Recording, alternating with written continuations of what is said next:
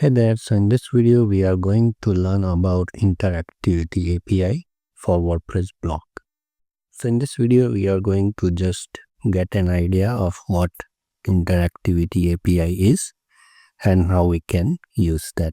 And in the later videos we will be deep dive into how we can implement interactivity in our WordPress blog. So before jumping into the details, let me show you what interactivity is. So here I have two blocks. One is this and another one is this. So as the name suggests, it is an interactive API.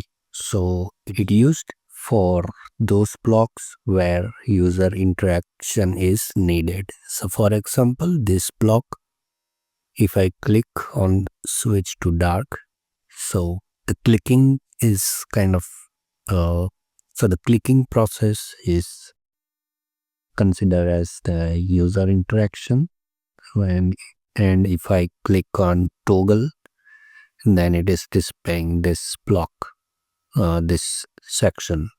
So again, here we need user interaction in this block. So in that case, we need to use user interactivity.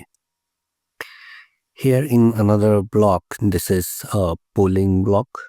We can poll, we can give us our vote to this poll.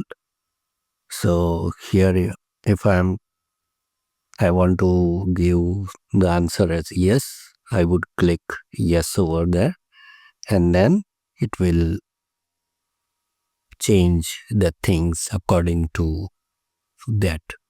So this is the basics of interactivity. So in a WordPress, they have introduced Interactivity API, which is already used in some core WordPress blocks, for example, search, query, navigation, and file. And the standard example of interactivity is the image block. So let me show you how the interactivity works in that block. So I have added this image, and if I click here, see this expand on click. So I'm gonna select that and save it. And if I refresh this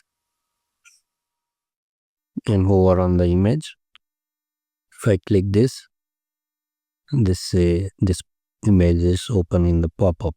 So this is achieved through interactive API.